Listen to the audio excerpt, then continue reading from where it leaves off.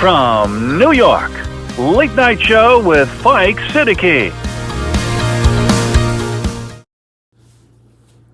Bismillahirrahmanirrahim. Allahumma salli ala Muhammadin wa ala ali Muhammad. Assalamu alaikum and welcome to the show. साहिबों, अगस्त और सितंबर में इस हुकूमत को ख़त्म हो जाना चाहिए, हो जाएगी, मैं ये समझता हूँ। और अगर ऐसा ना हुआ तो फिर इसका मतलब ये होगा कि आप मुकम्मल तौर से ग़ुलामी को कबूल कर चुके हैं। पाकिस्तानी कौम एक मुनाफिक और बुज़दिल कौम है या एक बाशऊर और बहादुर बाहिम्मत कौम है? ये फैसला अगस्त या सितंबर में हो जाएगा।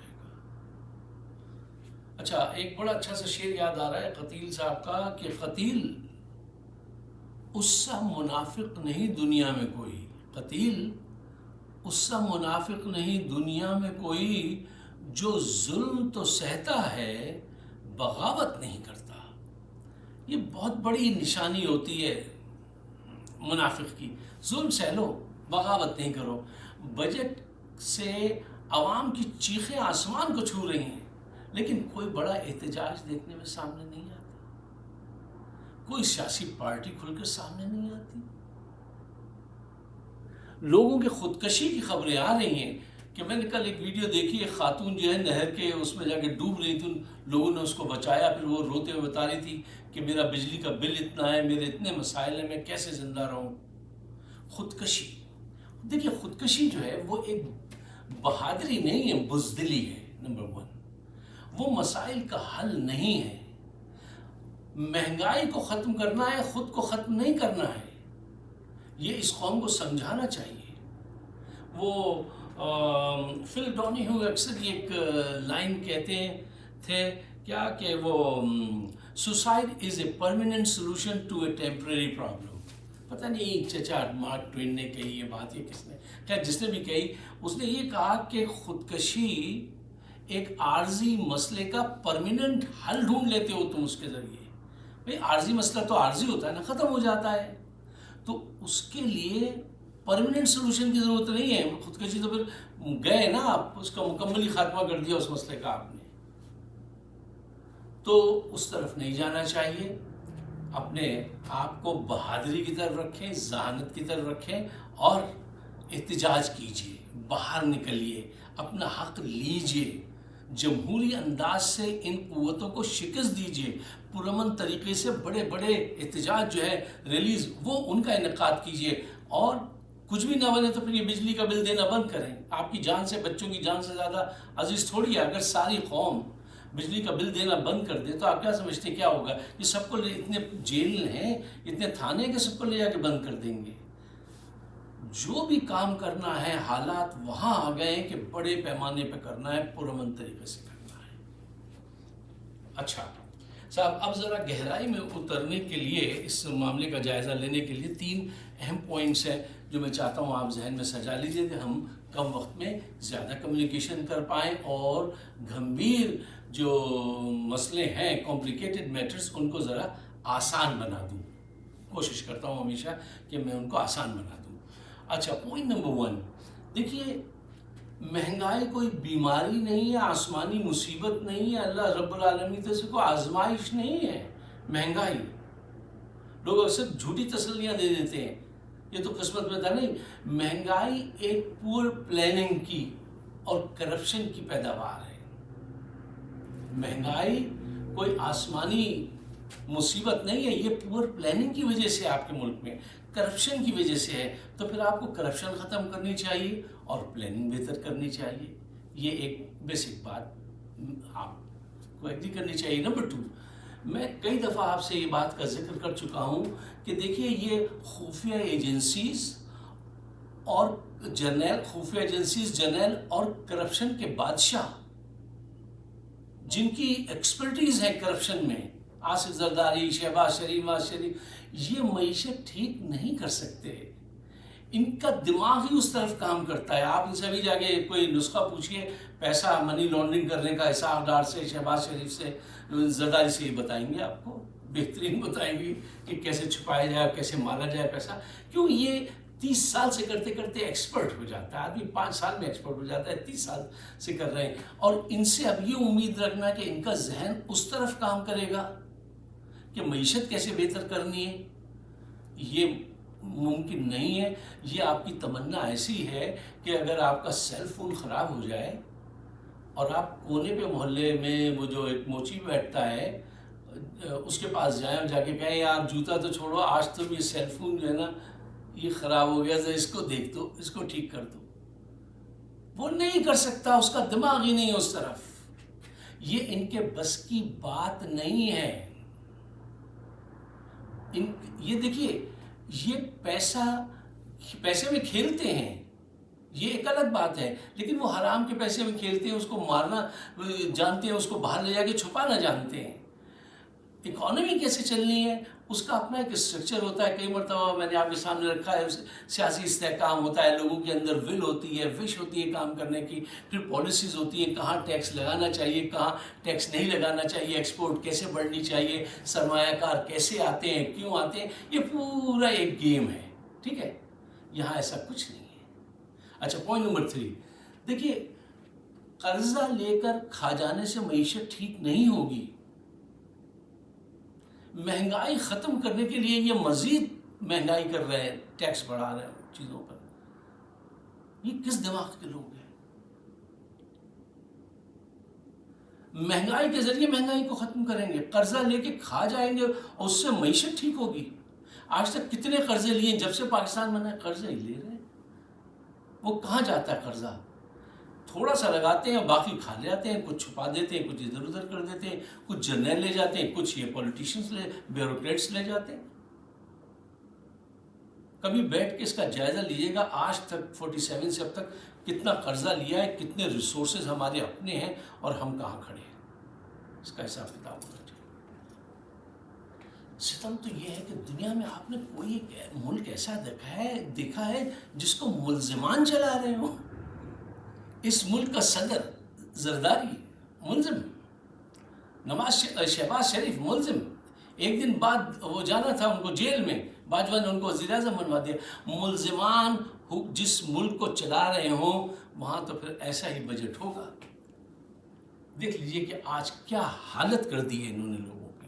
اب آپ دیکھیے نا کہ جس کو ملک چلانا تھا اس کو جیل میں بند کر دیا ہے، اب ملزمان حکومت چلا رہے ہیں. ایک بات کہوں میں بھی آپ سے کہ جیسے میں نے شروع میں کہا، اگر عوام اس درجہ مہنگائی پہ بھی نہ اٹھے تو پھر تو اس کا مطلب یہ ہوا کہ آپ کو اپنی، جیسے غلاموں کو اکثر اپنی بیڑیوں سے پیار ہو جاتا ہے، یا وہ پرندے جن کو پنجرے میں رہنے کی عادت ہو جاتی ہے پھر ان کی وفات وہیں ہوتی ہے، اسی پنجرے میں ہوتی ہے. یہ قوم کب اٹھے گی اور کیوں نہیں اٹھتی؟ خودکشی کی طرف کیوں جاتا ہے تمہارا دماغ؟ اپنا حق حاصل کرنے کے لیے تمہارا دماغ کیوں نہیں جاتا اس طرف؟ اس طرف ان کا رخ کیجئے. اور اس وقت پاکستان کی جو حالت ہے، میں سمجھتا ہوں عوام اور خواص دونوں کو اٹھنا چاہیے اور بھرپور انداز سے سامنے آنا چاہیے. ذرا اس قاتلانہ بجٹ پہ ایک نظر ڈالیے. دیکھیے، ایکسپورٹ پر ٹیکس بڑھا دیا، یعنی پہلے وہ ایکسپورٹ شرنک ہو گئی ہے، اس کے دور میں بڑی تھی عمران کے، انہوں نے اس کو اور زیادہ معذور کر دیا ایکسپورٹ. تنخواہ دار طبقے پہ ٹیکس بڑھا دیا. کوئی بڑھاتا ہے اتنا ٹیکس تنخواہ دار طبقے پہ؟ اچھا، چالاکی یہ کی کہ ان کا ٹیکس 35% کر دیا، منیمم ویجز طے نہیں کیے کہ بھئی منیمم ویجز اتنے ہونے چاہیے. امریکہ میں ہوتا ہے نا کہ ہر گھنٹے کی، جیسے آج کل کتنا ہوتا ہے مجھے نہیں، 10 12 15 ڈالر جتنا بھی ہے وہ ہے، تو تاکہ وہ کیلکولیشن کر لیتے ہیں کہ بھئی ایک آدمی اتنے میں زندہ رہے گا تو منیمم کم از کم اتنا ہونا چاہیے. وہ نہیں طے کی. اچھا، 35% ٹیکس کر دیا اس پہ، تنخواہ والے پہ 25% اس کی تنخواہ بڑھا دی. اب آپ اس کا حساب کتاب کر لیجئے، 25 35 اس میں سے وہ اس کو کیا بچا؟ اس کو فائدہ نہیں ہوا، تنخواہ بڑھنے سے فائدہ نہیں ہوا، نام ہوا. وہ پھر پیچھے آ گئے کیونکہ تم نے ٹیکس بڑھا کے جو بڑھا دیا تھا وہ دوسرے ہاتھ سے کھینچ لیا. ایک نقصان ہوا نا اس کو. اس کی تنخواہ پہلے سے اگر 10,000 تھی اب اور زیادہ کمی ہو گئی اتنا ٹیکس دینے کے بعد، بڑھے گی تھوڑی. اچھا ایک اس کو پنچ پڑا. دوسرا، وہ جب بازار میں سامان خریدنے جاتا ہے تو ہر طرف مہنگائی، پیٹرول مہنگا، گیس مہنگی، ٹماٹر مہنگا، آٹا مہنگا، ہر چیز 35-40% وہ بڑھی ہوئی ہے اس کی قیمتیں. ٹھیک ہے، اس پہ ان کا بیان یہ ہے کہ نجم سیٹھی صاحب فرماتے ہیں مہنگائی کنٹرول ہو گئی صاحب، مہنگائی کنٹرول ہو گئی، بس اب 1 سال کی اور بات ہے پھر تو بہت ہی اچھا ہو جائے گا. جھوٹا پروپیگنڈا کہ مہنگائی کنٹرول ہو گئی. خود باہر جا کے اس کا فیصلہ کیجئے کہ مہنگائی کنٹرول ہوئی ہے یا یہ اس قدر جھوٹ بولتے ہیں. تو اس کی تنخواہ میں بھی اس کی پٹائی ہوئی، بازار میں گیا تو اس کی پٹائی ہوئی. دیکھیے جس آدمی کے گھر کا کرایہ 22,000 روپے ہے اور 35,000 روپے بجلی کا بل ہے تو باقی سارے اخراجات ہیں، بچوں کی فیس ہے، وہ کہاں جائے گا؟ اس کا گزارا کیسے ہوگا؟ اچھا، انہوں نے کیا کیا ہے کہ فوج کے لوگ جو پلاٹس وغیرہ بہت زمین کے بڑے متوالے ہوتے ہیں، یہ فوجی لوگ جو ہوتے ہیں، وہ اگر کوئی پلاٹ خریدیں اور بیچیں تو انہیں کوئی ٹیکس نہیں دینا ہے، نہ بیوروکریٹس کو نہ فوج کے لوگوں کو.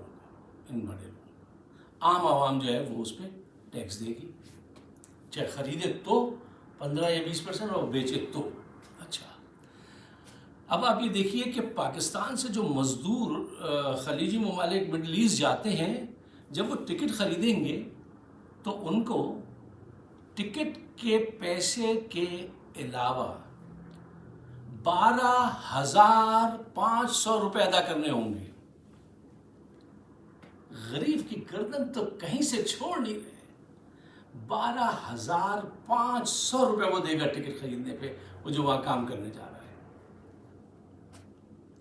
چھوٹے دکاندار جو ہیں ان کا ٹیکس 45%، ہر مہینے وہ 45% ٹیکس ادا کریں گے. بتائیے، آج سے منیر صاحب سے پوچھیے آپ کا شوق پورا ہو گیا معیشت ٹھیک کرنے کا؟ بچوں کے دودھ پر 18% ٹیکس بڑھا دیا ہے. یہ کہتے تھے کہ ہم معیشت ٹھیک کریں، معیشت ٹھیک کرنے آئے ہیں.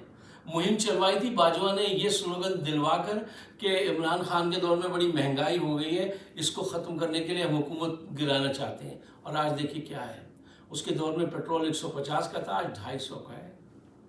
ہر چیز اس کے حساب سے دیکھ لیجیے، جی ڈی پی دیکھ لیجیے اور آج کا حشر دیکھ لیجیے آپ. انہوں نے جناب 5 ارب روپے، یہ ابھی اس نے کیا نام ہے لڑکی کا، نانی، انہوں نے 5 ارب روپے اپنے اشتہارات، وہ تصویریں جو 100 دن کی پروگرس میں کبھی پولیس بن کے کھڑی ہیں کبھی وہ چھپوانے کے لیے 5 ارب روپے وہاں خرچ کیے جائیں گے.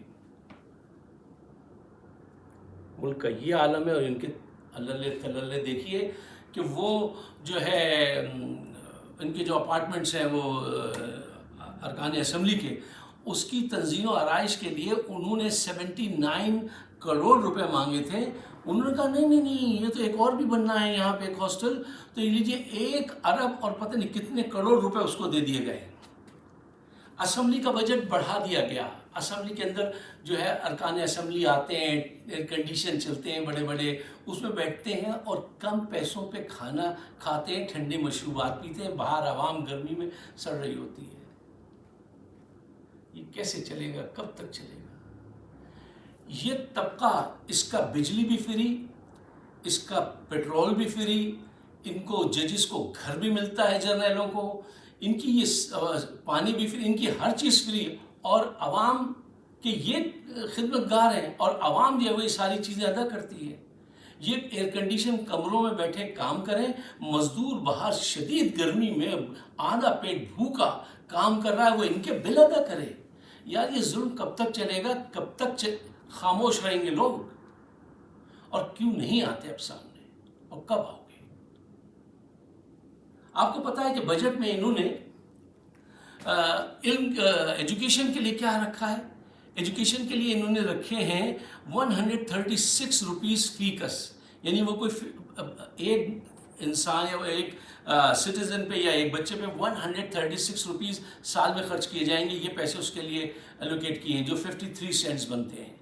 اور ایک عام شہری کی صحت پہ 93 روپیز خرچ کیے جائیں گے، وہ بھی کچھ 40-50 سینٹ بنتی ہے ایک سال میں۔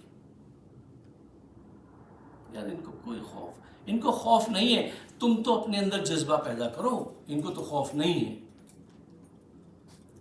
دیکھیے ہر سال 17 ارب ڈالر کے یہ جو حکمران طبقہ ہے مراد لے جاتا ہے، اس کو نہیں روک رہے۔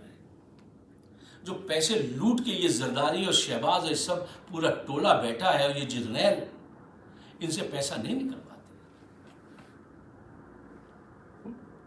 اخراجات حکومت کے وہ کم نہیں کرتے، ٹیکس بڑھائے جا رہے ہیں، بجلی کا بل اتنا آ گیا ہے کہ لوگوں کے ہوش اڑ گئے۔ کوئی بچی کی بالیاں بیچ رہا ہے، پتہ نہیں کتنے سال محنت کی تو بچی کی 2 بالیاں بنائی تھی، وہ بیچ کے بل ادا ہو رہا ہے۔ کوئی موٹر سائیکل بیچ رہا ہے۔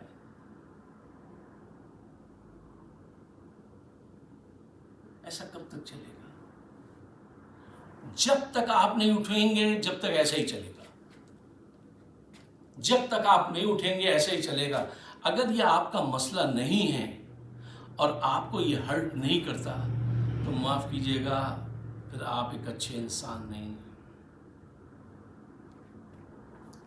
لوگ جو اس عذاب سے گزر رہے ہیں یہ تو رب کے فیصلے ہیں نا، کہ میں اور آپ اس میں شامل نہیں ہیں،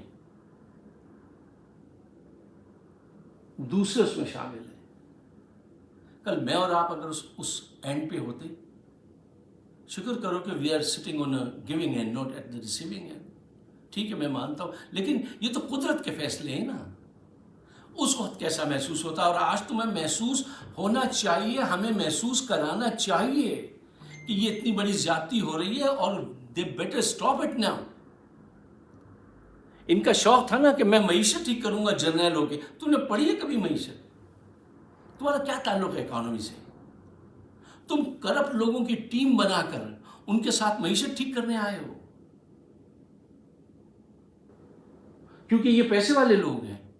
ایسا یہ کوئی آدمی جو ڈاکے ڈالتا ہو بینک میں، ایک دن آپ اس کو پکڑ لیں، وہ آ جائے اور آپ کہیں یار آپ تو بینک میں آتے جاتے رہتے ہیں، آپ کو تو پیسے کا بھی پتہ ہے، سسٹم کا بھی، اب آپ یہ بینک آج سے آپ چلا لیں۔